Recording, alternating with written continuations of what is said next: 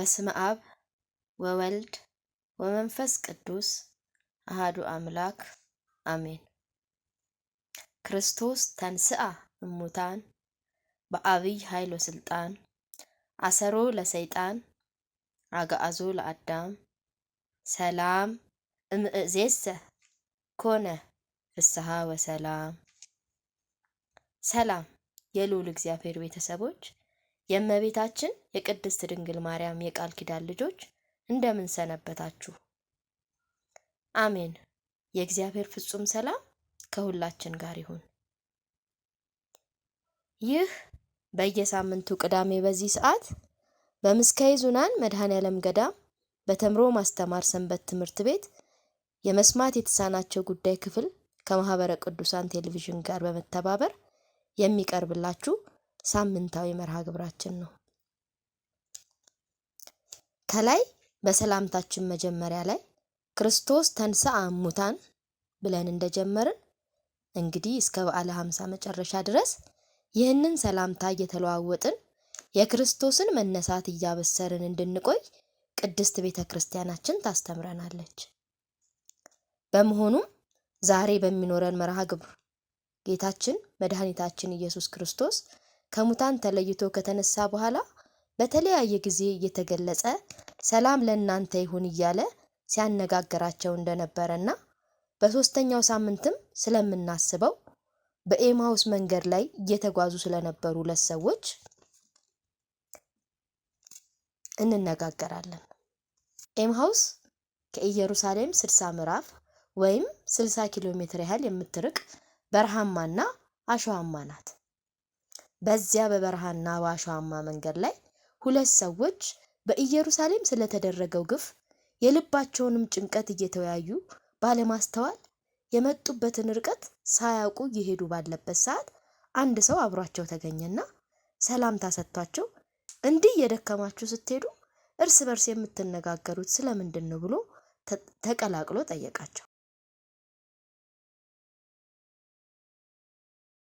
እነሱም በንግግሩ ተገርመው አንተ ለኢየሩሳሌም እንግዳ ነህ እንዴ ብለው በኢየሩሳሌም ስለተደረገው ነገር አንድም ሳያስቀሩ ተረኩለትና ነገር ግን አሁን ሞቶ ከተቀበረ 3 ቀን እንደሞላው የሞቱን ወሬ ሰምተን ተስፋ ቆርጠን ወደ ኤማሁስ እየተጓዝን እንዳለ ደግሞ አሁን ተነስቷል ብለው እንደነገሯቸው ነገሩን።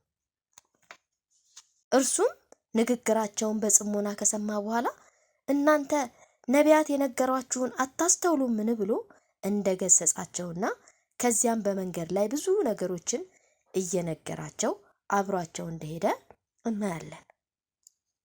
ታዲያ ዛሬ በዚህ ዙሪያ ለዕለቱ የሚሆን ትምህርት በሰፊው መምህራችን ቀሲስ ደረጀ ነጋሽ ያስተምሩናል። ለመምህራችን ተናጋሪ አንደበትን ለእኛም ሰሚ ልቦና ይስጠን እያል ወደ ትምህርቱ። በስመ አብ ወወልድ ወመንፈስ ቅዱስ አሐዱ አምላክ አሜን። ክርስቶስ ተንሥአ እሙታን በአብይ ኃይል ወስልጣን አሰሮ ለሰይጣን አግዓዞ ለአዳም ሰላም እምይእዜሰ ኮነ ፍስሐ ወሰላም።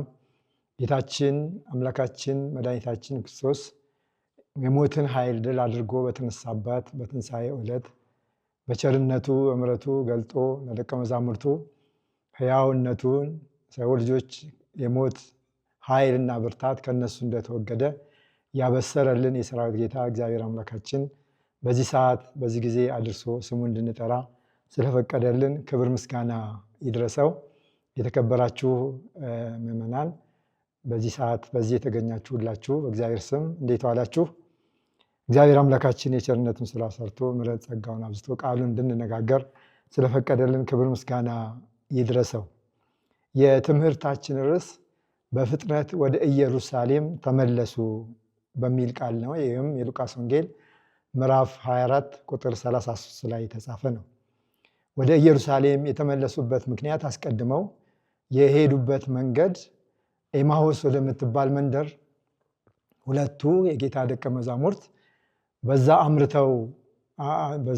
አምርተው ነበር ወይም ወደዛ መሄድ ጀምረው እንደነበረ ቅዱስ መጽሐፍ ይነግረናል። መጀመር ብቻ ሳይሆን ኤማሁስ ከሚደርሱ ድረስ ከኢየሩሳሌም 60 ምዕራፍ ወደምትርቅ መንደር ነው እየሄዱ የነበሩት። በሚሄዱበት ጊዜ ግን የሄዱበት ዋናው ምክንያት የጌታችን የመድኃኒታችን ኢየሱስ ክርስቶስ ከትንሣኤውን የገለጠ መሆኑ ቢታወቅም ነገር ግን በልባቸው ፍርሃት ስለነበረባቸው እውነትና ሐሰቱን መለየት ስላቃታቸው ተስፋ ስለቆረጡ የኤማሁስን መንገድ የመረጡበት ወደ መኖሪያቸው ወደ መንደራቸው ለመሄድ የተስማሙበት ዋናው ምክንያት ጌታ ስለመነሳቱና ስላለመነሳቱ እርግጠኛ ሆነው ስላልነበሩ ነው። ለምንድን ነው ከተባለ ፍርሃት ነበረባቸው።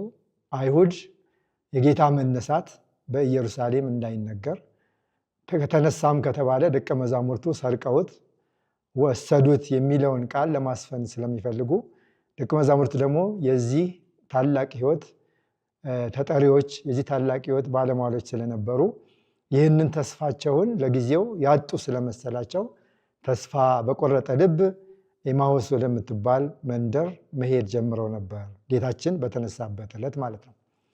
ነገር ግን እየሄዱ ባሉበት ሰዓት ይነጋገሩ የነበሩት የጌታችን የመድኃኒታችን የኢየሱስ ክርስቶስ ነገር ነው። በመንገዳቸው ይህን ማድረጋቸው በጣም የተቀደሰ ተግባር ነው። ምክንያቱም ስጋዊ ሐሳብ ከማሰብ ይልቅ መንፈሳዊ ሐሳብ፣ መንፈሳዊ ንግግሮችን እየተነጋገሩ መሄድ በመንፈሳዊ ዓለም ውስጥ በጣም አስፈላጊ ስለሆነ ሌላ ሐሜት ከመናገር ያልተገባ ነገር ከመናገር ወይም የሰውን ስራ ከመናገር ይልቅ የፈጣሪን ተግባር የእግዚአብሔርን ስራ እያሰቡ መሄዳቸው በጣም መልካም ነገር ነው። ግን ጉዟቸው በጣም እየደከማቸው ብዙ ምዕራፍ ስለሆነ ያንን ለማቋረጥ የሚሄዱባቸው መንገዶች በጣም አድካሚ ነበሩ። ምክንያቱም ሰው በመንገዱ በሚሄድበት ጊዜ ተስፋ ይዞ በተስፋ በሚሄድበት እና በማይሄድበት ጊዜ በጣም ልዩነት እንዳለው ሁላችንም ልንገነዘብ ይገባል። ስለዚህ እኒህ ሰዎች ሁለቱ ደቀ መዛሙርት ተስፋ በቆረጠ አካሄድ ነበረ ወደዛች መንደር የሄዱ የነበሩት። በዚህ በሉቃስ ወንጌል ምዕራፍ 24 ከቁጥር 13 ጀምሮ እንደተነገረው እኒህ ደቀ መዛሙርት ሁለት ናቸው፣ አርድእት ናቸው። እነሱም ቀሌዮጵያ የተባለውና ይህንን ወንጌል የጻፈው ቅዱስ ሉቃስ ነበሩ። እንግዲህ ይህ ተስፋ የመቁረጣቸው ነገር እንደተጠበቀ ሆኖ በሚሄዱበት መንገድ ግን አንድ ሌላ ሶስተኛ አጠገባቸው ተገኘ። የሚናገሩት ነገር እየተነጋገሩ በሚሄዱበት ጊዜ በመካከላቸው ገብቶ ስለምንድን ነው እየተነጋገራችሁ ያላችሁት ብሎ ጠይቋቸዋል። ቀሌዮጳ የተባለው ደቀ መዝሙር አንተ ለዚች ከተማ ለታላቋ ኢየሩሳሌም እንግዳ ነህን? በዚህ ሳምንት በዚህ የሆነውን ነገር አላወክምን? የሚል ጥያቄ ጠየቁት።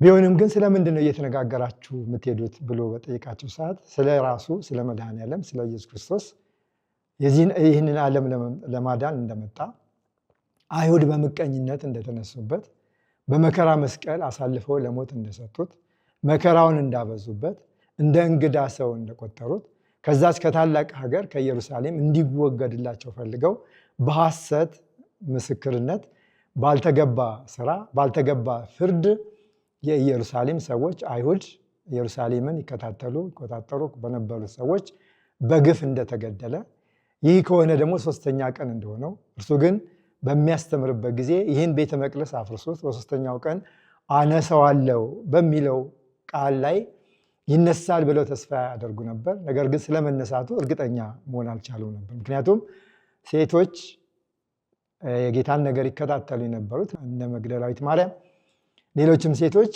እንደተነሳ ተናግረዋል። ይህንንም ደግሞ ከመላእክት በቀረበ ብስራት እንዳረጋገጡ ይናገሩ ነበር። ነገር ግን እኛ ይህንን ጉዳይ እጅግ በጣም የምንፈልገውን ቢሆን ግን ትክክለኛነቱን ማረጋገጥ አልቻልንም እያሉ ቀሌዮጳ የተባለው ደቀ መዝሙር ለፈጣሪው የሞትን ኃይል ድል አድርጎ ለተነሳው ለመድኃኔዓለም ለኢየሱስ ክርስቶስ መልሶ ይነግረው እንደነበረ የቅዱስ መጽሐፍ ይናገራል። ጸሐፊውም ቅዱስ ሉቃስ አጠገቡ ነበር እና ይህን ነገር በሚነጋገሩበት ጊዜ ጌታችን መድኃኒታችን ክርስቶስ እናንተ ስለሆነው ነገር ጌታችን ኢየሱስ ክርስቶስ ወደዚህ ዓለም መጥቶ ስለሚያደርገው ማዳን በነቢያት በሙሴ በቅዱስ ዳዊት በተለያዩ ነቢያት እንደተነገረ የሞትን ኃይል እንደሚሞት መከራ መስቀል እንደሚቀበልና ሞትን ድል አድርጎ እንደሚነሳ አላነበባችሁምን? ይህ ቃል መፈጸሙን አላረጋገጣችሁምን? እያለ በነቢያትና በሙሴ በሌሎችም አበይት ነቢያት የተነገረውን ቃል እየተነተነ ያስተምራቸው ነበር። ይህን እየተነጋገሩ በሄዱ ጊዜ እየደከሙ የሄዱ የነበሩ ቢሆንም ግን ጌታችን ከመጣ በኋላ መጽናናትን አግኝተው እሱ በሚነግራቸው ነገር ልባቸው እጅግ በጣም ተነሳስቶ የሆነውን ነገር እያሰቡ እያስተዋሉ ጉዟቸውን ቀጥለው ነበር። ስለዚህ እየሄዱ ባለበት ሰዓት ምሽቱ ቀረበ። ፀሐይን አቆለቆለች ወይም ደግሞ ወደ መግቢያዋ ደረሰች። በዛ ጊዜ ሊለያቸው እንደነበረ ሲያስተውሉ ወይም ደግሞ ቀደም ብሎ እየሄደ ባለበት ሁኔታ ወደ ቤት ገብቶ እራት እንዲበላ ጋበዙት። እርሱም እንዳሰቡት ወደ ቤታቸው ገባላቸው። ከገባ በኋላ የቀረበውን ማዕድ ባረከ። በባረከ ጊዜ የተያያዘ ዓይናቸው መንፈሳዊ ዓይናቸው ተከፈተላቸውና እርሱ ጌታ መድኃኔዓለም ኢየሱስ ክርስቶስ መሆኑን ተገነዘቡ ይላል። የባረከው ምግብ ከተመገቡ በኋላ ዓይኖቻቸው ተከፈቱ። እርሱ የተሰቀለው የዓለም መድኃኒት ኢየሱስ ክርስቶስ እንደሆነ ተረዱ ይላል። ከተረዱ በኋላ ግን ልባቸው ሲቃጠልባቸው እንደነበረ ሁሉ ይህንን አምላክ በብዙ በመንገዳቸው ሲጎበኛቸው፣ በመንገዳቸው ሲያጽናናቸው፣ የነቢያትን ቃል ሲነግራቸው፣ የተደረገውን ነገር ስለመፈጸሙ ሲያስታውቃቸው ቆይቶ እንደተለያቸው ባሰቡ ጊዜ እጅግ በጣም አዘኑ። አምላክ ወልደ አምላክ የክርስቶስ መሆኑን ብናቅ ኖሮ ከወዲሁ ገና ካገኘነው ጊዜ ጀምሮ ፍቅሩን ገልጸንለት ፍቅራችንን አሳውቀ ነው የበለጠ በበረከት እንጓዝ ነበር። ነገር ግን አለማወቃችን፣ ተስፋ መቁረጣችን ጎድቶናል በሚል ይህንን ይዘን በዚች መንደር ውስጥ አናድርም፣ ስለዚህ ወደ ኢየሩሳሌም እንመለሳለን ብለው በምሽቱ ሰዓት ወደ ኢየሩሳሌም እንደተመለሱ ቅዱስ መጽሐፍ ያስረዳናል። ስለዚህ ርዕሳችንም ፈጥነው ወደ ኢየሩሳሌም ተመለሱ ነው የሚለው። ምሽት ሆኗል፣ ፀሐይ አቆልቁላለች። እሱም ከገባ በኋላ በራት ስነስርዓቱ ላይ ያለፈ ጊዜ አለ። እጅግ መሽቶ ስለነበረ ይህንን ምሽት አቋርጠው ይህን ጨለማ አቋርጠው ዳግም ወደዛች ወደ የተቀደሰች ምድር ወደ ኢየሩሳሌም ተመለሱ ይላል። የተመለሱበትም ዋናው ምክንያት ልክ እንደነሱ ፈርተው ቤት ዘግተው እየጸለዩ የጌታን ነገር ይከታተሉ ወደ ነበሩት ሐዋርያት ነው የሄዱት። እዛ ደርሰው የጌታን ነገር ገለጹላቸው። እኛ በመንገድ ሳለን የሆነውን ነገር ሳናስተውል ቆይተን ስለ ትንሣኤው ተጠራጥረን በልባችን ተስፋ ቆርጠን በምንሄድበት ጊዜ እርሱ የሰራዊት ጌታ እግዚአብሔር ዓለማትን የፈጠረ አምላክ ሰውን ለማዳን የመጣ በመስቀል መከራ ራሱን አሳልፎ የሰጠ በእርሱ ቁስል እኛ ተፈውሰን እርሱ የቸርነቱን ስራ ሰርቶ ትንሣኤውን የገለጸውን አምላክ አገኘ ነው።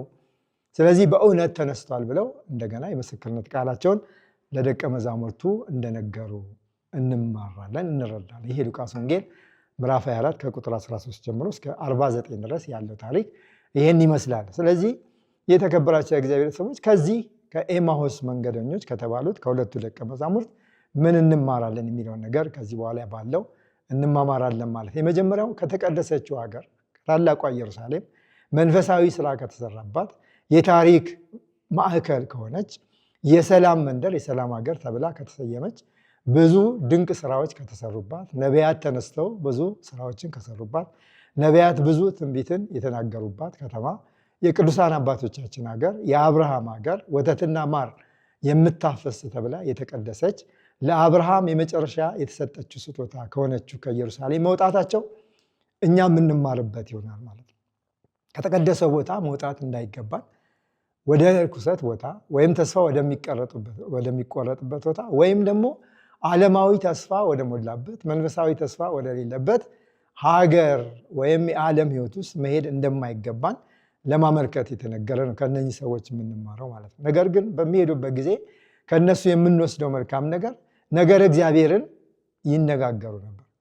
ከመይንብብ አፎየ ግብረ እጓለ እመሕያው የሰውን ስራ እንዳይናገር አፌን ያስኩት አፌን ገደብኩት ብሎ ቅዱስ ዳዊት እንደተናገረ ከሰው ስራ ይልቅ የሰውን ተግባር ከማውራት ይልቅ የሰውን ኃጢአት ከመዘርዘር ይልቅ በሰው ላይ ፍርድ ከመስጠት በፊት ነገረ እግዚአብሔርን እየተነጋገሩ በህይወት መስመር ውስጥ መሄድ መልካም እንደሆነ ከነኚህ ሰዎች እንማራለን። ለምን ከተባለ እኛ ሁላችን ክርስቲያኖች የምንነጋገራቸው ነገሮች ለይተን በእግዚአብሔር ክብር ውስጥ የእግዚአብሔርን ቸርነት የምንነጋገርበት ነገር በህይወታችን እንዲሰፍን ማድረግ ይገባናል ማለት ነው።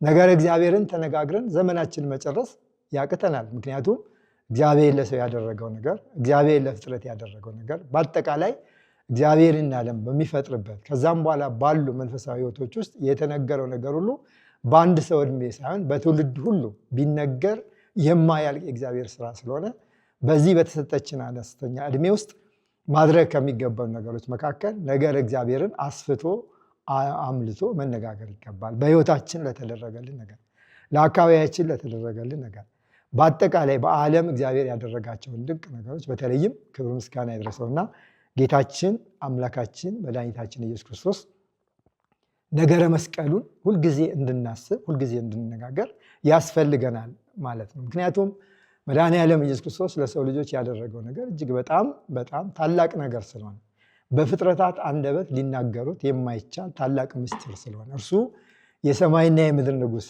የሰማይና የምድር አምላክ፣ ፍጥረታትን የፈጠረ መላእክትን ያስገኘ የሁሉ ፈጣሪ ሲሆን የሰው ልጅ ስለጠፋበት ወደ ምድር መጥቶ ስጋን ለብሶ ከእመቤታችን ከቅድስት ድንግል ማርያም ከስጋዋ ስጋ ከነፍሷ ነፍስ ነስቶ በተዋህዶ ወደዚህ ዓለም መጥቶ ያስተማራቸው ትምህርቶች እጅግ በጣም ታላላቆች ብርቶች ስለሆኑ ያደረጋቸው ነገሮች እጅግ በጣም አስገራሚና ደስ የሚያሰኙ ስለሆኑ እርሱ ዙፋኑን መላእክት የማይመለከቱት ወይም ደግሞ የሚያመሰግኑ ነገር ግን ፊቱን ማየት የማይቻላቸው ቅዱሳን መላእክት በፍርሃት በመንቀጥቀጥ ሆነው ማየት አይቻለንም እያሉ ክንፋቸውን ፊታቸው እየሸፈኑ በእግሮቻቸው እየሸፈኑ የሚያመሰግኑት የርኅራኄ ባለቤት አምላካችን ወደዚህ ዓለም መምጣቱ በትህትና በግርግም መገኘቱ ከእመቤታችን ከቅድስት ድንግል ማርያም ተወልዶ በክንዷ ላይ ተገኝቶ ኢየሱስ ክርስቶስ ስሙን አሰኝቶ መድኃኔዓለም ስሙን አሰኝቶ ክርስቶስ ተብሎ እኛን ክርስቲያን ያደረገ የክብር ባለቤት አምላካችን በሕይወታችን ውስጥ ዋናው ጉዳያችን እሱ ስለሆነ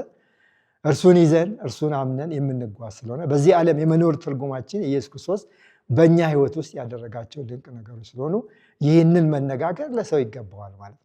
ይህንን መነጋገር የጀመረ ሰው በዚህ ሕይወት ውስጥ የተቀረጸ ሰው ሁልጊዜ ነገር እግዚአብሔርን ከማሰብ ወደኋላ አይልምና እኒህ ደቀ መዛሙርት ይህንን አሳስበውናል፣ አሳውቀውናል። ከዛም በኋላ ሌላው ደግሞ የድህነቱ ተግባር፣ የመጠመቁ ተግባር፣ የማስተማሩ ተግባር፣ ያስተማራቸው ትምህርቶች፣ የወንጌል ብስራት የመሳሰሉትን ሁሉ በሕይወታችን በዘመናችን የምንነጋገርባቸው የምንማራቸው ታላላቆች ጉዳይ ነው። ከሁሉም በላይ ደግሞ በዕለተ ዓርብ ያደረገልን ድንቅ ነገር እጅግ በጣም ታላቅ ስለሆነ የምህረት ስራውን ስለሰራልን ሁሉም ማድረግ እየቻለ በጲላጦስ አደባባይ ምንም ሳይናገር ዝም ብሎ የቆመ ልብሱን ገፈው እነሱ የሚፈልጉትን ሲያለብሱ የታገሰ ምራቅ ሲተፋበት ዝም ያለ አምላክ መስቀል ተሸክሞ እየወደቀ እየተነሳ ብዙ መከራ መስቀልን የቀበለ አምላካችን ከዛም በኋላ በቀራንዮ በችንካር ተቸንክሮ የሾህ አክሊል ተደፍቶበት እየቀለዱ እያሾፉ በመስቀል ላይ የሰቀሉትን አምላካችን በምናስብበት ጊዜ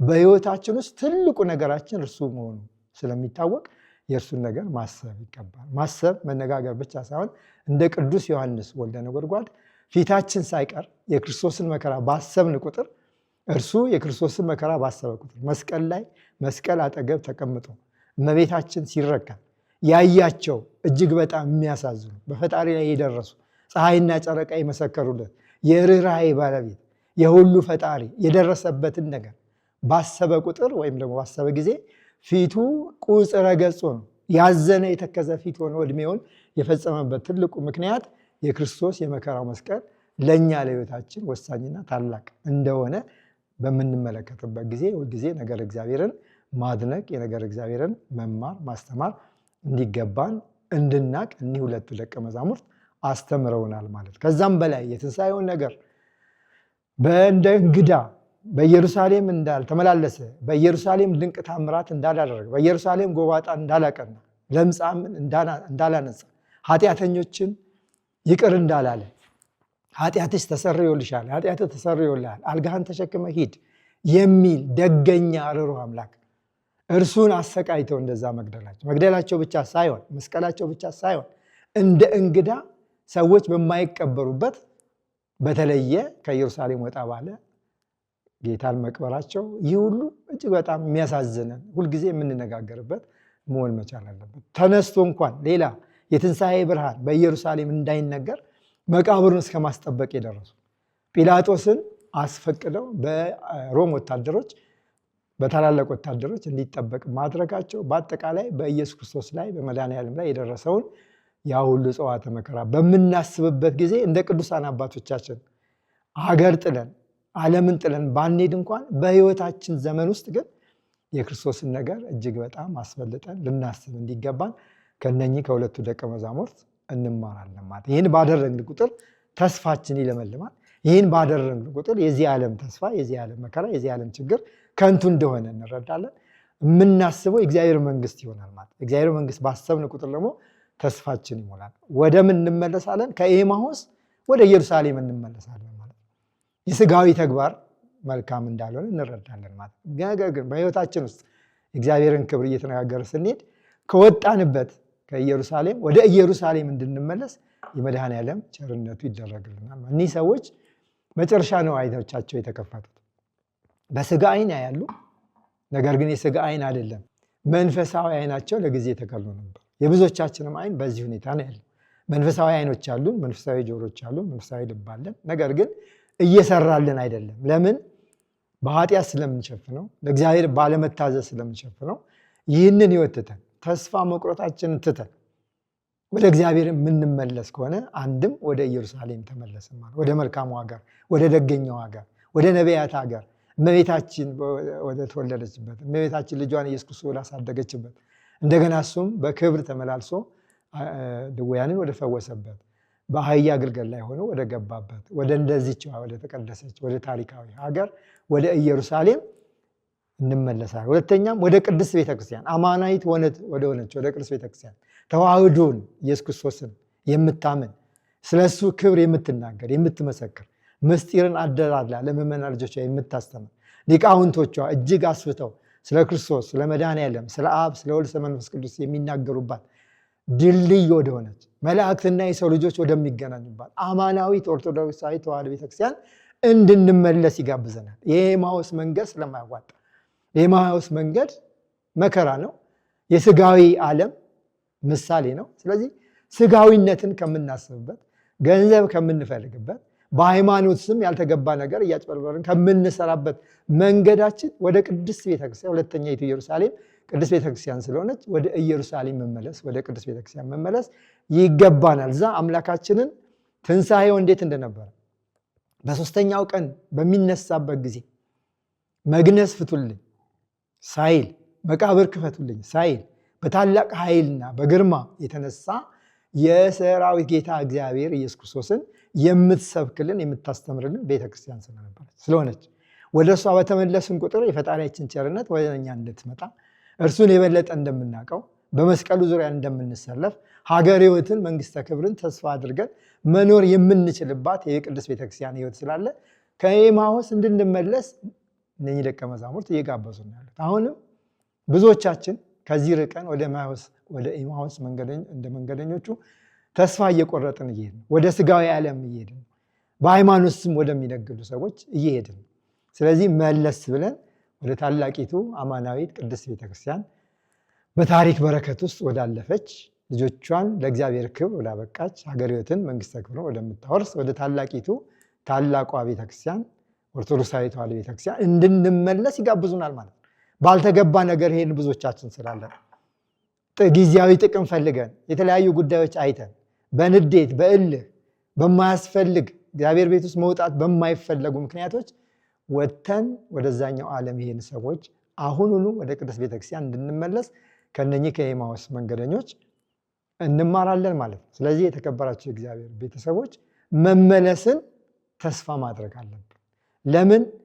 በተዘጋ ቤት ሳይቀር መድኃኔዓለም ኢየሱስ ክርስቶስ ተገልጾ እርሱነቱን የሚገልጽባት ቅድስት ቤተክርስቲያን ስለሆነች እኒህ ደቀ መዛሙርት ተሰብስበው ስለ መነሳቱ በጥርጣሬ መንፈስ ውስጥ ሆነው እርሱ እኒህ ደቀ መዛሙርት ገብተው ለሌሎቹ አባቶቻችን ሐዋርያት፣ አባቶቻችን ደቀ መዛሙርት፣ ለእናቶቻችን ለ36 ቅዱሳን አንስት ለዚህ ቤተሰብ በተዘጋ ቤት ገብተው በተዘጋ ቤት እነሱ ከገቡ በኋላ በሩን ዘግተው በሚነጋገሩበት ጊዜ ኢየሱስ ክርስቶስ እንዳገኙ ሲነግሯቸው ሁሉም ተስፋ አድርገው ሲጠብቁ እርሱ ደግሞ ልክ ትንሣኤው እንዳደረገው ከተዘጋ መቃብር ውስጥ በኃይል በብርታት እንደተነሳ በተዘጋ ቤት ውስጥ ገብቶ እነሆ ልጆቼ አትፍሩ፣ እኔ ነኝ፣ ምታት አይደለሁም፣ ወይም ደግሞ በምታት መልክ አትመስሉኝ፣ ይኸው ስጋዬ፣ ይኸው የተሰቀለው ስጋዬ ነው፣ የተቸነከረው እጆቼ ናቸው፣ እዩ እመኑ ብሎ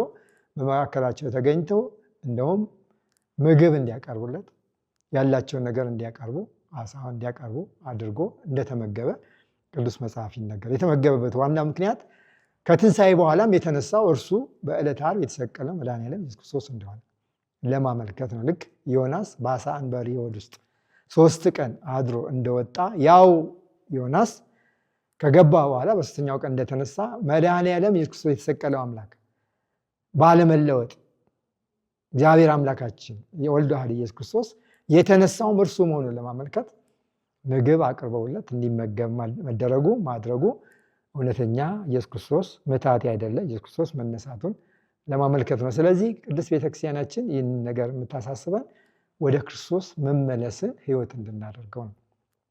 ያለ እርሱ ሕይወት እንደሌለን እንድንገነዘብ ነው። እርሱ ሕይወታችን ነው። እርሱ ስማችን ነው። እርሱ መጠሪያችን ነው። እርሱ መነሻችን ነው። እርሱ መዳረሻችን ነው። እርሱ ወደባችን ማረፊያችን ነው። እርሱ የሰማይ አምላክ ነው። ምድርን የፈጠረ ሁሉንም ያስገኘ አምላክ ነው። የሚሰበስበን እርሱ ነው። ጠባቂያችን እርሱ ነው። የሚያድነን እሱ ነው። ሕይወታችን እሱ ነው። ስለዚህ ወደ ሕይወታችን ወደ ትንሣኤያችን ወደ ኢየሱስ ክርስቶስ መለስ ብለን ከኤማሆስ ርቀን ወደ ኢየሩሳሌም መተን በቅድስት ቤተክርስቲያን ተገኝተን የእሱን የቸርነቱን ስራ እንድንሰራ ወይም ደግሞ እንዲሰራልን ሁልጊዜ ታማኝ መሆን ይገባናል ማለት ነው። የክብር የተከበራቸው እግዚአብሔር ልጆች ይህንን ማስተዋል በጣም ተገቢ ነው። ከዚህ ውጭ ግን ትንሣኤውን በምናከብርበት ጊዜ በተለመደው የቅድስት ቤተክርስቲያን ስርዓት ማክበር ይገባናል። እንደ ስጋውያን ሰዎች መሆን አይገባንም። በኢየሩሳሌም እንደሚኖሩ ደቀ መዛሙርቱ በቅድስት ቤተክርስቲያን እንደሚኖሩ እንደ ቤተክርስቲያን እውነተኛ ልጆች ሁነን እንደ ስጋዊ ሰው ሳይሆን ባለፈው ጊዜ እንደነበርንበት በዚህ በጾሙ ወቅት እንዳሳለፍ ነው የመሰበር ህይወት፣ የመልካምነት ህይወት፣ የትህትና ህይወት፣ ወደ ቅድስት ቤተክርስቲያን የመገስገስ ህይወት አድርገን በእግዚአብሔር እቅፍ ውስጥ ሆነን ማክበር ይገባናል እንጂ ልክ ልጓሙ እንደተፈታ ፈረስ በዓለም ውስጥ ገብተን የተውናቸውን ነገሮች እንደ ዋና ጉዳይ ይዘን በፈንጠዝያ በስጋዊ ፈቃድ የምናሳልፍ ከሆነ ይህም በኢየሩሳሌም ወይም ደግሞ ቅድስት ቤተክርስቲያን የሚተገበር ተግባር እንዳልሆነ መረዳት ይኖርብናል ማለት ነው። ምክንያቱም ብዙዎቻችን የምናደርጋቸው ነገሮች ቤተክርስቲያን ከምትፈቅደው ስርዓት ውጭ እየሰራን ስለሆነ ማለት ነው። በአጠቃላይ የኤማሁስ መንገደኞች የተባሉት እኒህ ሁለቱ ደቀ መዛሙርት ቀለዮጳና ሉቃስ ይህንን ድንቅ የሆነውን ነገር ከአምላካቸው አግኝተዋል። ለምን ከተባለ የመጀመሪያው ነገር እግዚአብሔርን እየተነጋገሩ ወደ ኤማሁስ ስለሄዱ ነው። ተስፋ እንደቆረጡ በቃ ይሄ ጉዳይ አብቅቶለታል፣ ምንም ተስፋ የለንም፣ የጠበቅነው ጉዳይ አልሆነልንም፣ እርሱ ቢነሳ እርግጠኛ ብንሆን ኖሮ እርሱ ክብሩን ለእኛ ይሰጣል፣ በክብሩ ውስጥ ሆነን ትላልቅ ደረጃዎች ላይ እንደርሳለን፣ ወይም ደግሞ የእርሱ ልጆች መሆናችን በእርግጠኝነት ሊነገርልን ወይም ልንናገር ልንሰብክ እንችላለን፣ ልናስተምር እንችላለን ብለው ተስፋ የነበራቸው ሰዎች አለመነሳቱን ሕይወታቸው እየነገራቻቸው ወይም ደግሞ አለመነሳቱን ልባቸው ስላመነበት ተስፋ በመቁረጥ ወደዛ በሚጓዙበት ጊዜ ይሄ ተገቢ እንዳልሆነ ለማስረዳት እርሱ መካከላቸው ተገኝቶ አስተምራቸዋል። ካስተማራቸው በኋላ ግን ወደ ተከበረችዋ ኢየሩሳሌም ተመልሰው ትንሣኤውን ከሴቶቹ ቀጥሎ ከቅዱሳን ሴቶች ቀጥሎ ትንሣኤውን በእርግጠኝነት የተናገሩት እኒህ ሁለቱ ደቀ መዛሙርት ናቸው። ከዛ በኋላ ለሌሎቹ ደቀ መዛሙርት ፍጹም የሆነ ደስታ አግኝተዋል። በእርግጥ ጌታችን መድኃኒታችን ክርስቶስ ተነስቷል የሚል ተስፋን ይዘዋል። ከዛ በኋላ ደግሞ ይህን ተስፋ ካገኙ በኋላ ጌታችን ክብር ምስጋና ይድረሰውና እሱ ባሉበት በተዘጋ ቤት ገብቶ እንዳጽናናቸው ቅዱስ መጽሐፍ ነግሮናል ማለት ነው። እና አሁን ከተማርናቸው ትምህርቶች የምንማራቸው እንግዲህ እነዚህ ናቸው። አንድ ተስፋ ቆርጦ ከቅዱስ ቤተክርስቲያን መራቅ እንደማይገባ፣ በዚህ ምክንያት የራቁ ሰዎች በስጋዊ ዓለሙም ሆነ በሄዱበት አካባቢ እንደማይመቻቸው እንዳልተመቻቸው ብዙ መረጃዎች ስላሉን ያንን ትተን ወደ ቅዱስ ቤተክርስቲያን መመለስ ወደ ኢየሩሳሌም መመለስ እንዲገባን ተምረናል። ሁለተኛም የትንሣኤው ነገር ለክርስቲያኖች ወሳኝ መሆኑን ተረድተናል። ክርስትና ማለት በመከራ መስቀሉና በትንሣኤው ላይ የተመሰረተ ህይወት ማለት ነው። አንድ ክርስቲያን የክርስቶስን መስቀል የመከራ መስቀል ማሰብ ይገባዋል። ከመከራ ሁሉ በላይ የሆነው መከራ ነው መድኃኔዓለም ላይ የደረሰው። ሰዎች ከሚገባቸውን ያህል ጉልበት ተጠቅመዋል እርሱን ከዛች ምድር ከዛች ከኢየሩሳሌም ለማስወገድ። በሚሰቅሉበትም ጊዜ እጅግ በጣም በሚያሳዝን እመቤታችን በፍጹም ሐዘን ባዘነችበት የመከራ ጦር የሐዘን ጦር ልቧን እስኪወጋው ድረስ ያዘነች ያለቀሰችበት ልጇ ወዳጇን ኢየሱስ ክርስቶስ ከሚገባው በላይ መከራ ስላበዙበት ነው። ይህ ደግሞ ለሁላችን የተሰጠ የእኛን መከራ አዳም ከነ ልጆቹ የደረሰበትን መከራ በዲያብሎስ እግር በዲያብሎስ ስልጣን ውስጥ ገብቶ ሲቀጠቀጥ እንደነበረ እርሱም ያንን የተቀጠቀጠበትን መቀጥቀጥ ወደ ራሱ አምጥቶ በመገረፉ ቁስል ተፈወስን ብሎ ታላቁ አባት ነብዩ ኢሳይያስ እንደተናገረ እርሱ ቆስሎ እኛ እንድንድን እርሱ ወድቆ እኛ እንድንነሳ የእኛን ሕይወት ወስዶ የእሱን ሕይወት ሰጥቶን ያለ ዋጋ ምንም ሳንከፍል ደሙን አፍስሶ ስጋውን ቆርሶ የዘላለም ሕይወት እንድናገኝ ያደረገልን የሚወደን እኔ ብሄድ ይሻላችኋል፣ በመሄድበት ጊዜ ቤትን አዘጋጅላችኋለሁ፣ ሕይወትን አዘጋጅላችኋለሁ፣ እኔ ከመጣሁ በኋላ ወደዛ ወስዳችኋለሁ ብሎ ያጽናና መድኃኔዓለም ኢየሱስ ክርስቶስ እንደ ሙት ልጆች አልተዋችሁም ያለ መድኃኔዓለም ኢየሱስ ክርስቶስ ይህንን አምላክ እጅግ በጣም ማሰብ ይገባናል። ታሪክ አይደለም ሕይወት ነው። አንዳንድ ሰዎች እንደሚገምቱት በኢየሩሳሌም በአንድ ወቅት የተደረገ ታሪክ አድርገው የሚተረጉሙ ሰዎች አሉ። ክርስቶስ ግን በዚህ ዓለም ያደረጋቸው ድንቅ ነገሮች የሰው ሥጋ ለብሶ የመምጣቱ ምስጢር በታሪክነት ሳይሆን በሕይወትነት የሚተረጎም ነው። ለእኛ ለክርስቲያኖች የክርስቶስ ወደዚህ ዓለም መምጣት ሕይወታችን ነው። እርሱ ወደዚህ ዓለም ባይመጣ ኖሮ እርሱ ወደዚች ምድር ባይመጣ ሥጋችን ባይለብስ ኖሮ የእኛ ሕይወት የዲያብሎስ መከራ የዲያብሎስ አገዛዝ ሰልጥኖብን ይቀጥል ነበር። እንደምታውቁት 5500 ዘመን የሰው ልጆች ሁሉ በዲያብሎስ ቁራኝነት ስር ነበሩ።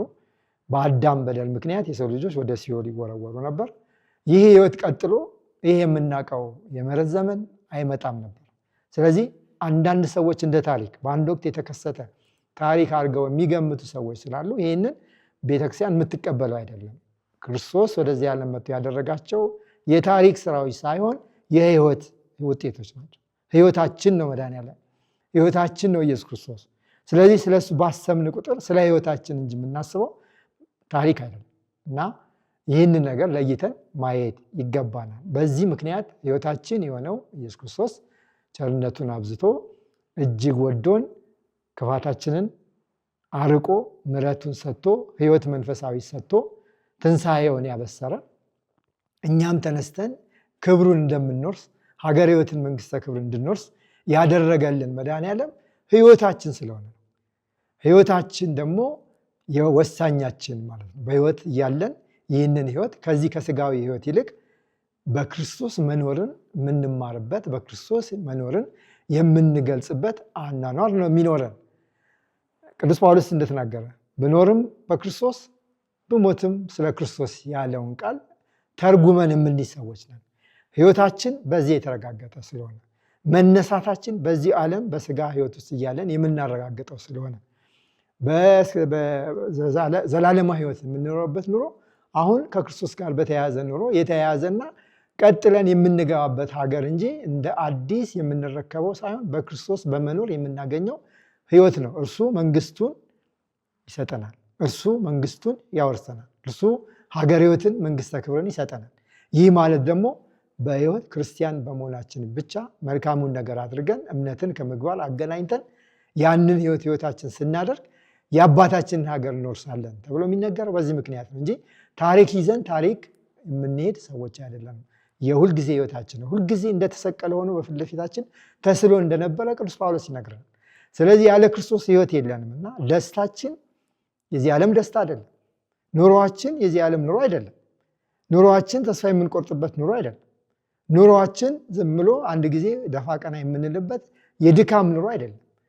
እግዚአብሔርን ይዘን ኢየሱስ ክርስቶስን ይዘን የምንኖረው የሕይወት ኑሮ ነው የምንኖረው ያለነው። ሕይወታችን የሚተረጎመው በክርስቶስ ሚዛን ላይ ነው።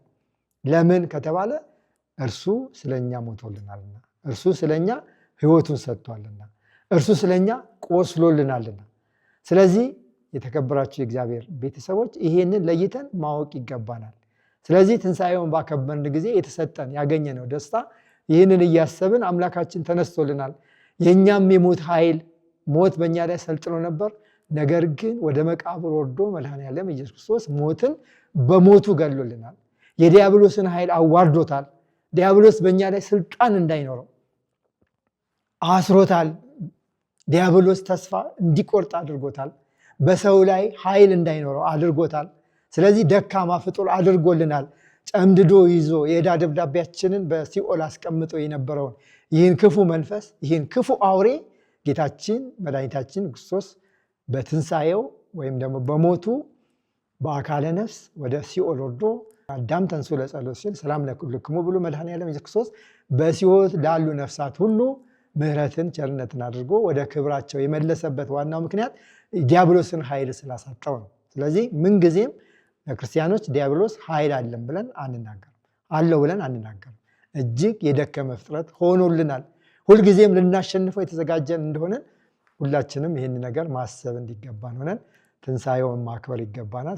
ስለዚህ አንድ ክርስቲያን ሁልጊዜ የክርስቶስን ነገር መከራውን ካላሰበ ሕይወቱ መቆሙ በጣም እርግጠኛ መሆን አይችልም። ምክንያቱም ክርስትና ማለት በመከራ መስቀልና ወይም በክርስቶስ መከራና በትንሣኤው ላይ የተመሰረተ ሕይወት ስለሆነ ክርስቲያን የተሰኘ ነው። እርሱ ክርስቶስ ተሰኝቶ እኛ ክርስቲያን እንድንባል ነው የተደረገው። ይህ ማለት የክርስቶስ ሕይወት ውስጣችን አለ ማለት ነው። ስለዚህ የተከበራቸው የእግዚአብሔር ሰዎች የክርስቶስን ነገር መነጋገር ሁልጊዜ ተገቢ ነው። ሁልጊዜ ማሰብ ይገባል። የመስቀሉ ነገር በዓመት አንድ ጊዜ የምናስበው ወይም በሳምንት አንድ ጊዜ የምናስበው ሳይሆን በሕይወት ዘመናችን ሁሉ መድኃኔዓለም ኢየሱስ ክርስቶስ ለእኛ ያደረገልንን ድንቅ ነገር ፍቅሩን፣ መልካምነቱን ለእኛ የሚገባውን መከራ እሱ ወስዶ የእርሱን ሕይወት እሱ እስከሰጠን ድረስ ሁልጊዜ ልናከብረው፣ ሁልጊዜ ልናመሰግነው፣ ሁልጊዜ በእሱ ሕይወት ውስጥ ልንመላለስ ሕይወታችንን ሳይቀር በእሱ ቸርነት ውስጥ መመዘን እንዲገባን ሆነን በዚች ዓለም ሕይወታችንን ማስኬድ ጉዟችንን ማስኬድ እንዲገባን ይሄ የሉቃስ ወንጌል ምዕራፍ 24 የነኚህ የሁለቱ ደቀ መዛሙርት ሕይወት ይህን ሁሉ ያስተምረናልና ይህንን ማሰብ እጅግ በጣም ተገቢ ነው። እንግዲህ ክርስቲያኖች ይህንን ትምህርት ለተከታተላችሁ ሁላችሁ እግዚአብሔር አምላክን በቸርነቱ በምሕረቱ ለብርሃነ ትንሣኤው ስላደረሳችሁ እግዚአብሔር አምላክ ክብር ምስጋና ይድረሰው። ይቆየን። እግዚአብሔር ይስጥልን። መምህራችን ቃለ ሕይወት ያሰማልን፣ እኛንም በሰማነው ቃል ተጠቃሚ እንድንሆን ይርዳን። አሜን። እንግዲህ በኤምሃውስ መንገደኞች ዙሪያ ያዘጋጀነውን የዕለቱን መርሃ ግብራችንን በዚሁ ጨርሰናል። ለሳምንት ቸር ይቆየን እያልን እንሰናበታችኋለን።